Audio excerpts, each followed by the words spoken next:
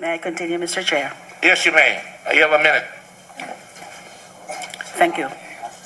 I do not wish to make any counter manifestation or counter statement in reference to what happened during that proceedings on which led to the outbursts.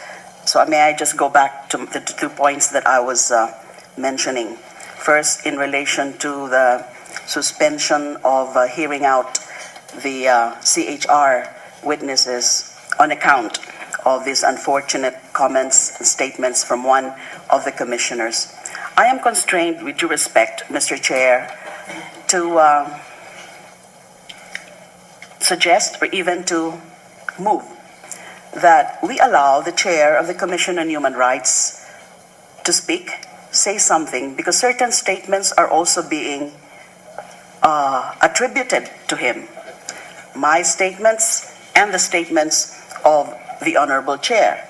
So I think it is but just fair, just and right that we give the chair of the Commission on Human Rights to make a statement, to explain the side of the Commission on Human Rights. Because the CHR witnesses have been prepared, have been ready, have been waiting since day one of this ongoing Senate inquiry. From the first hearing where I presided, they were there. And some of them come from the province, and they've been waiting to be presented before this body. Yes, this issue about that unfortunate statements attributed to one commissioner has created this situation where both institutions seem to be now at loggerheads. Institutional integrity, institutional It's institutional integrity, because while I was talking to the chair, he's also pointing, he's also saying that this also involves the CHR as an institution. If the CHR will simply issue an apology for something that it has not done or stated as an institution. There are other remedies, Mr. Chair. If we want to go after the so-called rogue commissioner because of such expressions of his opinion, such expressions of his sentiments also with respect to the goings-on in the ongoing, in the Senate inquiry, there are other legal remedies, like first, requiring him to show cause.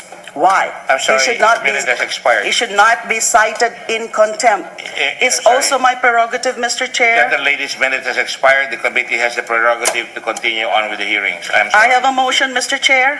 Go ahead and file the motion. State the motion. Can we tackle this? Because it's a motion. State your motion. Do not do so.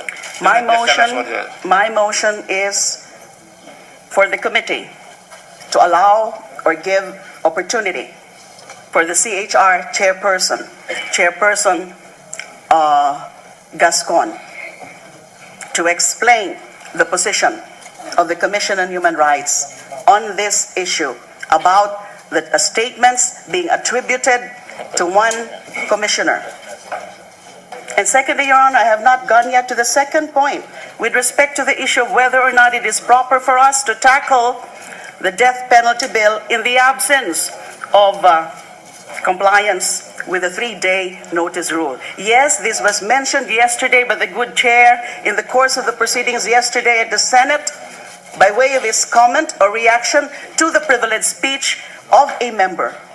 But let's take note, please. Let's remember that the matter of the EJ case is before a committee or two committees, the Committee on Justice and Human Rights and the Committee on Public Order and Illegal Drugs. The matter is not before the plenary, and there was no proper motion filed or raised at yesterday's plenary session about the propriety of tackling the death penalty bill in the course of this inquiry into the extrajudicial killings. I think the other members of the two committees would want reasonable opportunity also to go over and study the death penalty bills. I, for one, just like the good chair, is against the death penalty. I want to participate thoroughly in the discussions and the deliberations, and therefore I would want reasonable opportunity also to tackle that bill. Let us invite also appropriate resource persons in tackling a very important piece of legislation, the death penalty bill. We cannot just infuse it in the ongoing inquiry into the extrajudicial killings, because that is the very subject matter of this inquiry. So I raise a point of order, and I would want that also decided on by the committee. I will not be dissuaded from that. So I have two motions, Mr. Chair. You Thank can you very only have much. one motion at a time, and you're out of order. Let me just say this. Yesterday you apologized to me, and I did not even bring it up. Now you're going against the issue, and you're going against the grain. Now let me just finish. You cannot control this the way you controlled it last time. I don't want to fight with you. I respect you, but let me just point out, I am not going to veer from the purpose of this investigation. The whole hearings have been, so convoluted by all kinds of detours. The hearing started with an investigation on extrajudicial killing, and then all of a sudden, from out of the blue, an individual named Matabato was brought in, no affidavits, and the hearing was conducted that resulted in a fiasco where, unprecedentedly, the chairman was removed for lack of objectivity. And yet, you cannot blame this representation, because I went over backwards again. Without postponing the hearing, we went on as scheduled. We continued with Mr. Matabato even if it was going to derail. There were already inconsistencies. And we're not judging. We can prove that. I have all the charts to show that. But we continued on with that. It was a wild goose chase that at the last minute, he disappeared. After 13 hours, when the moment of truth was going to go there for the confrontation with the people he was accusing, he left, only to discover that he had pending warrant of arrest. And now he's incarcerated in jail. And he should be brought to justice. It's not far from, fried chicken. I'm not involved with fried chicken here. It's not a question of pride. I don't care if you apologize or not. I thank you for it. I think that's very noble, but that's okay. Let's finish. I did not even go there. Even before your apology, I said I'm not going to go and bring the Senate to another distraction. People are saying we should concentrate on traffic, we should concentrate on peace and order, we should concentrate on other things. Here comes another distraction. We cannot be forever distracted. He is my friend until now. He is here. I did not say anything against him. Would you like me to read his statement, his text? I will not present him here, but with your permission, Chairman Gaston, I will read it because it speaks about you as a gentleman, but unfortunately it didn't happen. And I will quote. Alam niyo, ito nag-text sa akin si Chairman Gaston, baka maging senador yan balang araw. Ano sabi po niya? Binasa ko po yung Senado kahapon. Kaya sabi ko, hindi na kailangan eh. Good evening po, Senator Gordon. I am currently in Amsterdam and heard about the news report that one of our commissioners criticized you. This is not the position of the commission and bank. And I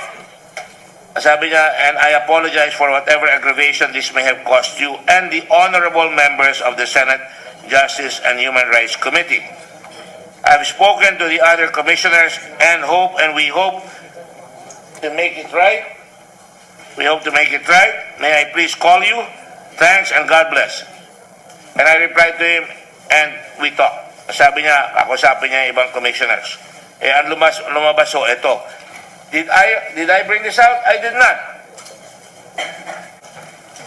The personal apology of Chairman Gascon is taken into consideration. I respect him as a gentleman. He doesn't have to apologize to me. The least this guy could do is apologize for himself. But the point here is when the commission is dragged, when the headline, what is the newspaper?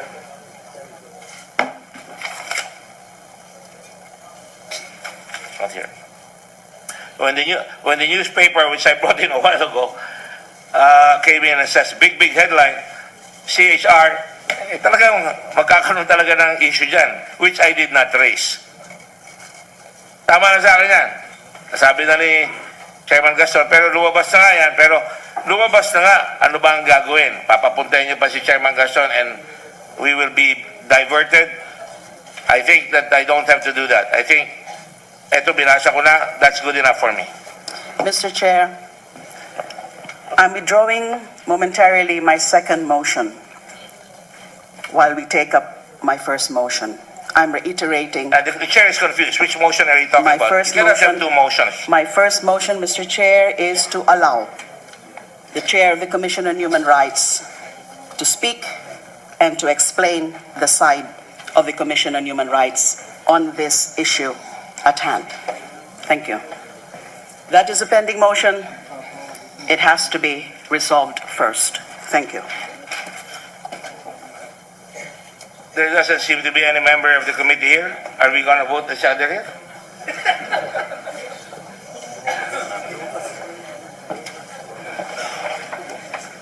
You know, technicalities must always give way to substantial justice. Siguro dapat tapusin na natin I move dito. to suspend. Alam nyo, I move I to don't suspend, understand Mr. it. Chair. I really do not understand. When you make something, you know, you accuse the president, sasabihin ka nun, i-withdraw. I-accuse him. Hindi po, Let's not sorry kayo. go to that, Tapos, Mr. pupunta Chair. kayo dito, Let's may gagawin not kayo, go and you to will that. sorry. You will say sorry. And now, There is you a want to bring this particular back matter again. at hand, so Excuse me, what are you trying to tell me? hindi po appropriate na kung ano-ano naman po ang hinahalo niyo na issue. Anong hinahalo? Ikaw ang naghahalo. And I am not going to, hindi kita papatulan. Oh, sige, there's a motion. Let's vote. We have a quorum. One senator, two senators are here. Let's vote. There's a motion that says we should bring Chairman Gaston here. Pero senador na palagi, 3 beses ka, baka magka-senador ka na. Alright? As many as are in favor of bringing Chairman Gaston, pag-apat na, to testify here. As many as are against? Oh, walang boto. What do we do now? Then I raise the second motion. We defer at the moment. The motion is overruled because there is no vote. Okay? I will raise it again at the proper time. You can raise anything at the proper time.